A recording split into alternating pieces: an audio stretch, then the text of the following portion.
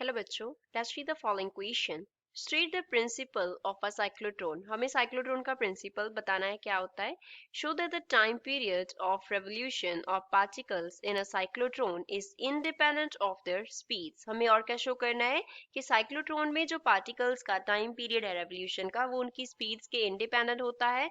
Why is this property necessary for the operation of a cyclotron. Cyclotron के operation के लिए ये property necessary क्यों होता है।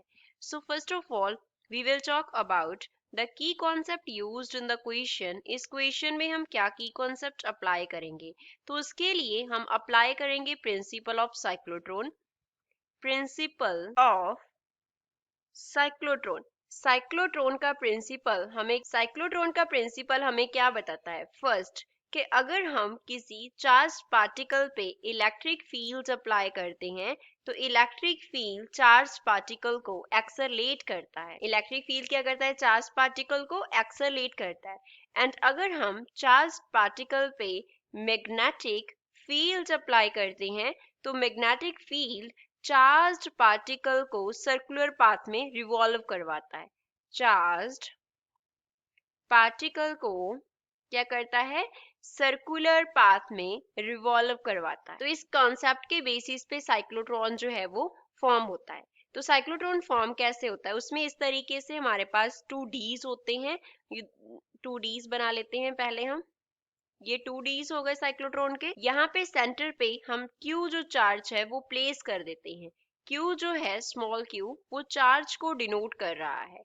अब इस Ds के परपेंडिकुलर डायरेक्शन में हम मैग्नेटिक फील्ड अप्लाई करते होते हैं इस तरीके से। सपोज ऊपर नॉर्थ पोल है, नीचे हमारे पास साउथ पोल हो गया, तो मैग्नेटिक फील्ड का डायरेक्शन इस तरीके से हो गया। जो B है वो डिनोट कर रहा है मैग्नेटिक फील्ड को। B here denotes magnetic field। और यहाँ पे Ds पे हम क्या अप्लाई करते हैं, इस तरीके से alternating voltage means electric field apply करते हैं। क्योंकि अगर अल्टरनेटिंग वोल्टेज होगा तो एक D पॉजिटिव होगा तो उस टाइम पे दूसरा D नेगेटिव होगा। एंड पॉजिटिव चार्ज को रिपल करता है, नेगेटिव चार्ज को क्या कर लेगा, पॉजिटिव चार्ज को अट्रैक्ट कर लेगा। तो इस तरीके से क्योंकि मैग्नेटिक फील्ड परपेंडिकुलर हो गया तो चार्ज सर्कुलर पाथ में रिवॉल्व करता है। इलेक्ट्रिक फील्ड की वजह से उसका जो स्पीड है वो बढ़ता जाता है। तो इस तरीके से चार्ज पार्टिकल मूव करता हुआ क्या करता है, डी से बाहर आके टारगेट को हिट करता है।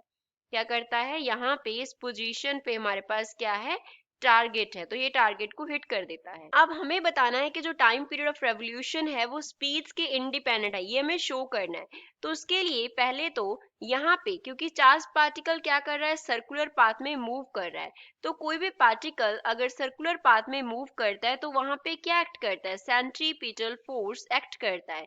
सेंट्रीपिटल फोर्स कौन प्रोवाइड कर रहा है, मैग्नेटिक फील्ड अप्लाई कर रहा है, तो मैग्नेटिक फोर्स जो है वो सेंट्रीपिटल फोर्स अप्लाई करेगा। सेंट्रीपिटल फोर्स के लिए हमारे पास फॉर्मूला क्या होता है, that is mv² upon r, that is equals to magnetic force, जिसके लिए फॉर्मूला होता है q into B into V. जो q v है वो हमारे पास क्या डिनोट कर रहा है, स्पीड ऑफ चार्ज पार्टिकल को डिनोट करता है। m जो है वो मास ऑफ चार्ज पार्टिकल को डिनोट करता है। तो q जो है वो हमने चार्ज लिया था, b हमने मैग्नेटिक फील्ड लिया था, r क्या है, क्योंकि चार्ज पार्टिकल सर्कुलर पाथ्स में मूव कर रहा है तो r जो है वो रेडियस को डिनोट करता है।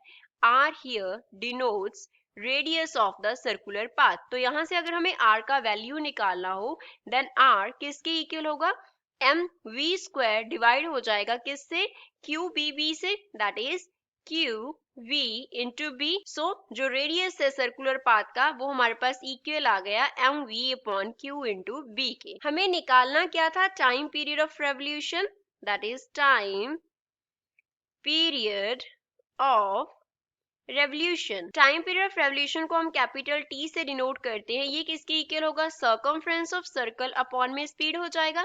तो r का वैल्यू यहाँ पे फिल कर देते हैं। So T will be equals to 2 pi into क्या हो गया, mv upon q into b, और यहाँ पे हमारे पास क्या है, v है, v से v कैंसिल हो जाएगा। तो टाइम पीरियड T के लिए वैल्यू हमारे पास क्या बन गया, 2 pi into m upon q into b। तो यहाँ से हम कंक्लूड कर सकते हैं कि जो टाइम पीरियड है उसमें स्पीड कहीं पे नहीं आ रहा। तो टाइम पीरियड T जो है that is independent of speed, वो क्या होगा, स्पीड के इंडिपेंडेंट होगा। यही हमें शो करना था। अब ये प्रॉपर्टी नेसेसरी क्यों है हमें वो बताना है, तो उसके लिए हम फिर से क्या बना लेते हैं, 2Ds को बना लेते हैं। ये हमारे पास क्या हो गई, 2Ds हो गई।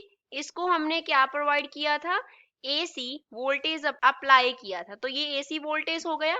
अब जो परपेंडिकुलर डायरेक्शन में मैग्नेटिक फील्ड है वो अंडरस्टूड है कि ऐसे मैग्नेटिक फील्ड यहाँ पे एक्ट कर रहा है। अब सेंटर पे अगर हम चार्ज पार्टिकल प्लेस कर देते हैं, ये Q हो गया, तो सपोज ये प्लेट पहले पॉजिटिव था, ये नेगेटिव था। अब नेगेटिव पॉजिटिव को अट्रैक्ट कर लेगा, चार्ज पार्टिकल इस प्लेट में चला गया, तो मैग्नेटिक फील्ड की वजह से इसका सर्कुलर पाथ होगा, तो ये यहाँ पे वापस आ गया रिवॉल्व करता हुआ। उतनी देर में जो प्लेट्स की पोलैरिटी है वो रिवर्स हो जाएगी, तो ये वाला जो प्लेट है वो सेकंड टाइम पे ये नेगेटिव हो चुका होगा, ये पॉजिटिव हो चुका होगा। तो अब यहाँ पे जो सर्कुलर पाथ पार्टिकल मूव करेगा, नेगेटिव अट्रैक्ट कर लेगा, पॉजिटिव क्या कर देगा, उसको रिपेल कर देगा। जब तक पार्टिकल यहाँ पे आएगा, अगेन हमारे पास क्या हो चुका होगा, ये प्लेट पॉजिटिव हो चुका होगा, ये नेगेटिव, तो पार्टिकल का जो पाथ है वो किस तरीके से हो जाएगा, इस तरीके से हो जाएगा। तो ऐसे हमारा जो पार्टिकल है वो मूव करता रहेगा सर्कुलर पाथ्स में, और वो हाई स्पीड पे क्या करेगा, डी को लीव करके यहाँ पे टारगेट को हिट करेगा। यहाँ पे हमने क्या प्लेस किया है, टारगेट। तो जो हमने यहाँ पे AC वोल्टेज अप्लाई किया है, इसका फ्रीक्वेंसी तो कांस्टेंट होगा, इसका फ्रीक्वेंसी हमारे पास कांस्टेंट होगा। अगर इसका फ्रीक्वेंसी कांस्टेंट होगा तो कांस्टेंट टाइम इंटरवल के आफ्टर ये पोलैरिटी चेंज होती रहेगी। पोलैरिटी ऑफ डीज, जो हमने डीज कंसिडर की हैं, उसकी जो पोलैरिटी है that will change after constant time period, after constant time period, एक फिक्स टाइम पीरियड के आफ्टर वो पोलैरिटी चेंज होता रहेगा। लेकिन जो चार्ज पार्टिकल है उसका सर्कुलर पाथ का रेडियस क्या हो रहा है, बढ़ रहा है। पहले इतना था, नेक्स्ट सर्कल में इतना रेडियस हो गया, उससे नेक्स्ट सर्कल में इतना रेडियस हो गया, तो रेडियस जो है वो सर्कुलर पाथ का बढ़ता जा रहा है। तो अगर रेडियस बढ़ता जा रहा है दैट मीन्स उसे टाइम क्या लगेगा, ज्यादा लगेगा, बट ऐसा नहीं होता क्योंकि टाइम पीरियड स्पीड के इंडिपेंडेंट होता है। तो जितने टाइम में वो पोलैरिटी चेंज होती है उतने टाइम में चार्ज पार्टिकल वापस यहाँ पे आ जाता है।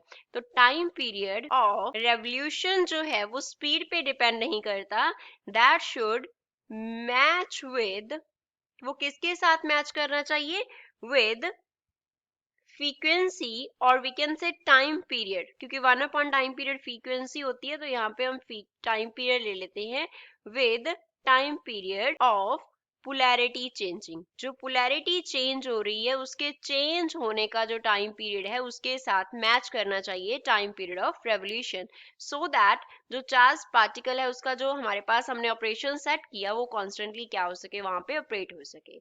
सो I hope you understood well, thanks.